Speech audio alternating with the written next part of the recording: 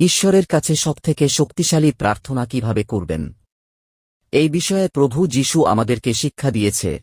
আজকের বিস্তারিত আলোচনা করব। প্রথম থেকে শেষ পর্যন্ত ভিডিওটা দেখবেন, হয়তো মিস করবেন এবং বারবার বলতে থাকবেন, ঈশ্বর আমার প্রার্থনা উত্তর দেয় না কেন। আমরা দেখতে পাই যীশুর জীবন প্রার্থনা জীবন। যীশু তাঁর মনের কথা প্রার্থনার মাধ্যমে ঈশ্বর পিতাকে জানাতেন। যীশুর অন্তরের কথা শুনতেন ও তার উত্তর যীশু পেতেন। আমরাও প্রার্থনার মাধ্যমে ঈশ্বরের সাথে যোগাযোগ করতে পারি। ঈশ্বর আমাদের প্রার্থনা শোনেন কারণ আমরা সকলে তাঁর সন্তান। একসময় যীশুর শিষ্যরা অনুরোধ করেছিলেন যেন কিভাবে প্রার্থনা করতে হয় তা তিনি শেখান। যীশুর শিষ্যদের বললেন, তোমরা যখন প্রার্থনা করবে তখন লোক দেখানো প্রার্থনা করো না। অনেক চিৎকার করে লোক দেখানোর প্রার্থনা করে। তারা লোককে বোঝাতে চায় যে তারা কত ঈশ্বরের ভক্ত। যীশু বললেন, এইসব কপটীদের প্রার্থনা ঈশ্বর গ্রাহ্য করেন না। কিন্তু যখন তোমরা প্রার্থনা করবে তখন ঘরের ভিতরে ঢুকে দরজা বন্ধ করে দিয়ে তোমার স্বর্গস্থ পিতা ঈশ্বরের সাথে গোপনে কথা বলবে। ঈশ্বর তোমার প্রার্থনা শুনবে ও তার গ্রাহ্য করবেন। আর এই প্রার্থনা ফল তোমার জীবনে দেখতে পাবে। যখন প্রার্থনা করবে তখন এক কথা বারবার উচ্চারণ করবেন না। তোমার কি দরকার তা ঈশ্বর ভালোভাবেই জানেন। তাই যখন প্রার্থনা করবে তখন এইভাবে প্রার্থনা করবে, হে আমাদের স্বর্গস্থ পিতা, তেমার নাম পবিত্র বলিয়া মান্য হোক, তেমার রাজ্য আইসুক, তেমার ইচ্ছা সিদ্ধ হোক, যেমন স্বর্গে তেমনি পৃথিবীতেও হোক। আমাদের প্রয়োজনীয় খাদ্য আজ আমাদিগকে দাও, আর আমাদের অপরাধ সকল ক্ষমা কর, যেমন আমরাও আপন আপন অপরাধীদিগকে ক্ষমা করিয়াছি। আর আমাদিগকে পরীক্ষাতে আনিও না, কিন্তু মন্দ হইতে রক্ষা করো। যীশুর তার শিষ্যদের এই প্রার্থনা শেখালেন। আজ ও আমরা এই প্রার্থনা করে থাকি। কি চমৎকার এই প্রার্থনা! এই প্রার্থনার অর্থ আমাদের জানা দরকার। স্বর্গনিবাসী পিতা ঈশ্বরের কাছে প্রার্থনা করা মানে আমার যেন মনে রাখি যে এই পৃথিবী আমাদের স্থায়ী বাসস্থান নয়। একথা সত্যি, আমরা এই পৃথিবীতে স্থানীয়ভাবে বসবাস করবার জন্য আসেনি। একদিন এই পৃথিবী ছেড়ে আমাদের সকলকে চলে যেতে হবে। মৃত্যুই আমাদের মনে করিয়ে দেয় এই পৃথিবী আমাদের চিরস্থায়ী বাসস্থান নয়। যীশু কি সুন্দর সম্বোধন করেছেন আমাদের পিতা বলে, কি সুন্দর আহ্বান! কত নিজের মতো করে বলা! এই তো পিতা ও সন্তানের মধ্যে কত মধুর সম্পর্ক। ঈশ্বর আমাদের পিতা হলেন জগতে আমরা সকলে ভাই বোন।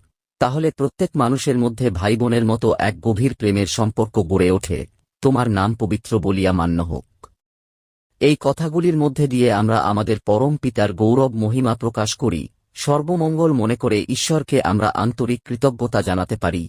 তোমার রাজ্য আসুক। মানুষ যতই দরিদ্র অভাবগ্রস্ত হোক না কেন, তার প্রার্থনার প্রথম ও প্রধান বিষয় হওয়া উচিত যেন ঈশ্বর তাঁর রাজ্য এই পৃথিবীতে দৃঢ়ভাবে প্রতিষ্ঠা করেন।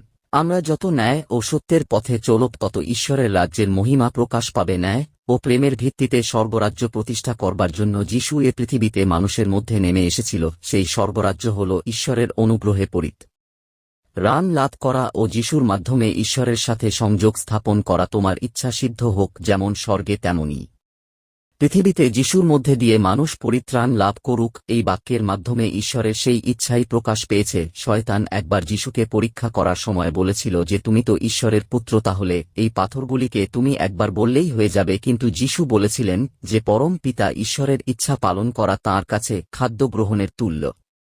যীশু একবার ভীষণ ক্ষুধার্ত ছিলেন, তখন শিষ্যরা খাবার এনে তাকে খেতে দিলে তিনি বলেছিলেন যে খাদ্যের বিষয়ে আমরা কিছুই জানি না, সেই খাদ্যই আমি গ্রহণ করব। পিতা, তোমার ইচ্ছায় পূর্ণ হোক। যীশু তাঁর মৃত্যুর আগে পিতা ঈশ্বরকে সম্বোধন করে এই উক্তি বারবার করেছিলেন। মানুষের সবচেয়ে বড় কাজ হল ঈশ্বরের বাধ্য হওয়া ও তার ইচ্ছা পালন করা। ঈশ্বরের ইচ্ছা পালন করতে পারলে মানুষের জীবনে আসে শান্তি ও নিরাপত্তা। আমাদের প্রয়োজনীয় খাদ্য আজ আমাদের দাও। ধর্মরাজের আগমনের কথা ভেবে যীশু বলেন, দৈনিক প্রয়োজন মেটাবার জন্য ঈশ্বরের কাছে তরিকভাবে প্রার্থনা করতে হবে। ঈশ্বর চান আমরা যেন আগামী দিনের কথা না ভেবে সেই দিনের কথাই ভাবি। ঈশ্বরের উপর বিশ্বাস রেখে এবং তাঁর নির্দেশের দিকে লক্ষ্য রেখে আমাদের চলতে হবে। তাহলে প্রতিদিনের যা প্রয়োজন তা তিনি আমাদের জুগিয়ে দেবেন। মাত্র অভাব পূরণের জন্য তাঁর কাছে প্রার্থনা করার অর্থ এই বোঝায় যে সব ধরনের লোভ ত্যাগ করে স্বর্গনিবাসী পিতার উপর নির্ভর করা। আগামী দিনের জন্য আগে থেকে কিছু না চাওয়ার অর্থ কৃপণের মতো সঞ্চয় করার মনোভাব একেবারে দূর করে দেওয়া। আমাদের অপরাধ সকল ক্ষমা করো। পৃথিবীতে আমরা প্রত্যেকেই পাপের মধ্যে পড়ে আছি। একদিকে আমাদের পাপের বিষয়ে যিশু আমাদের স্মরণ করিয়ে দিচ্ছেন, আবার অন্যদিকে ঈশ্বর আমাদের প্রতিনিয়ত যে করুণা ও দয়া করে আসছেন তা বুঝিয়ে দিচ্ছেন। আমরা সরল ও নম্রভাবে ঈশ্বরের কাছে পাপের জন্য ক্ষমা চাইলে তিনি আমাদের পাপ ক্ষমা করেন। আমরা যদি গভীর অপরাধ করি এবং এর জন্য আন্তরিকতার সাথে ক্ষমা ভিক্ষা করি, তবে সে প্রার্থনায় ঈশ্বর শুনেছেন, আমাদের অপরাধ ক্ষমা করেন। আর আমাদের অপরাধ সকল ক্ষমা করো, যেমন আমরা আমাদের অপরাধীদের ক্ষমা করি। আমরা মনে প্রাণে যদি একে অপরকে ক্ষমা না করি, তাহলে ঈশ্বরের কাছে ক্ষমা প্রার্থনা করব কোন সাহসে? অপরের কাছে আমরা যে ব্যবহার প্রত্যাশা করি, আমরাও যেন অপরের প্রতি সেই রূপ করি। যিশু নিজেই বলেছেন, অপরকে যারা দয়া করে তারাই ধন্য, কারণ তাদের দয়া করা হবে। তাহলে আমরা যদি আমাদের অপরাধীকে অন্তর থেকে ক্ষমা করি, ঈশ্বর ও আমাদের সব অপরাধ মার্জনা করবেন। আর আমাদের পরীক্ষায় এলো না। শয়তান আমাদের চারিদিকে ফাঁদ পেতে রেখেছে। শয়তান চায় যেন আমরা ঈশ্বরের কাছ থেকে দূরে সরে যাই ও আমরা যেন বিভিন্ন প্রকার প্রলোভনে পড়ি। আমাদের সকলকে পাপের মধ্যে ফেলবার জন্য শয়তান দিনরাত ছোটাছুটি করছে। আর আমরা বিপদে পড়লে শয়তান আনন্দে মেতে ওঠে। তাই আমাদের জীবনে যতই বিপদ বা সমস্যা আসুক না কেন, আমরা ঈশ্বরকে মনে প্রাণে ধরে রাখব, কারণ ঈশ্বরই আমাদের একমাত্র রক্ষাকর্তা। আমরা একান্তভাবে ঈশ্বর নির্ভরশীল হলে শয়তান একেবারে গুঁড়িয়ে চুরমার হয়ে যাবে। কিন্তু মন্দ থেকে রক্ষা করো, এর প্রকৃত অর্থ হল শয়তানের হাত থেকে রক্ষা পাওয়া। মন্দের পথ প্রশস্ত, সেই পথে আমরা যে কোন সময় পরে যেতে পারি। তাই এই পথে যেন আমরা না পড়ি, তার জন্য ঈশ্বরের সান্নিধ্যে আমাদের একান্তভাবে প্রয়োজন। ঈশ্বরের কাছে আমাদের কঠোর করতে প্রার্থনা হবে এই যে তিনি যেন আমাদের শয়তানের হাত থেকে সর্বদা রক্ষা করেন। আমরা যেন মন্দের দ্বারা পরাজিত না হয়, কিন্তু উত্তমের দ্বারা মন্দকে পরাজিত করতে পারি। এই তো আমাদের গুরু ও পবিত্রতার বাণী। ঈশ্বর আপনাদের আশীর্বাদ করুন।